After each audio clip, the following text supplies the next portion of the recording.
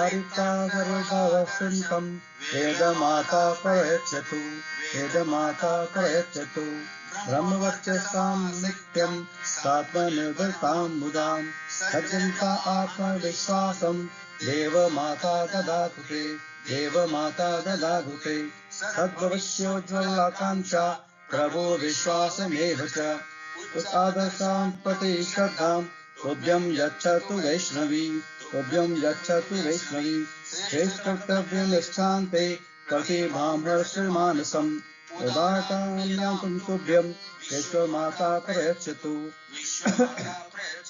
Shalintam cha saundaryam Sneha sojanya mishritam Bhogam khem cha santosham Deya Tobhyam Saraswati Deya Tobhyam Saraswati.